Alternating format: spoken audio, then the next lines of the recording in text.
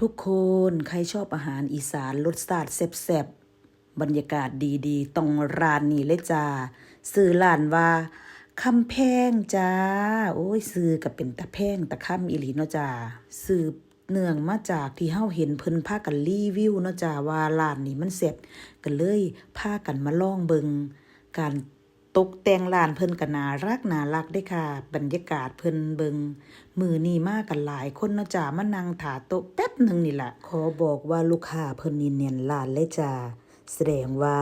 ต้องรสชาติแซ่บอีหลีเข้าไปเบิ่งเลยจ้าทุกคนว่ามีอีหยังแหน่เนาะนี่มาทั้งหมด6คนเนาะจ้าสั่งเต็มโต๊ะเลยขอบอกว่ารสชาติอาหารทุกๆอย่างนี่ยกนิ้วให้เลยค่ะ10 เต็ม 10จ้าทุกคนร้านนี้เพิ่นมีเมนูอาหารอีสานทุกอย่างเลยเด้อจ้าถ้วยแรกของเฮาคือแกงเปรอะรสชาติกลมกล่อมปลาร้าบ่มีกลิ่นแห้งจ้าแต่ว่าแซ่บอีหลีถ้วยที่2ถ้วยนี้ย้ายมากที่สุดเลยคือตำสั่วเส้นเล็กกุ้งสดรสชาตินัวปลาร้าของทุกอย่างสดสะอาดแซ่บ10 เต็ม 10จานนี้คือไข่ทอดไข่มดแดงกรอบแซ่บอีหลีค่ะจานถัดมาคือหมูทอดผักเคี่ยงแล้วก็ปลาสับให้พร้อมบุ้ยอันนี้คือยำม่าเนาะจ้าหมูย่อแล้วก็มีหมูสับเด็ดสะเดามากเลย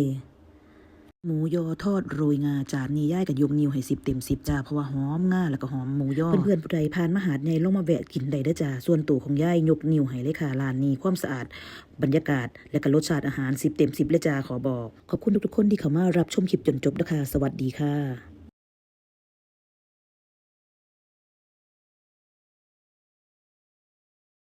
คุณทุกคนที่รับชมค่ะ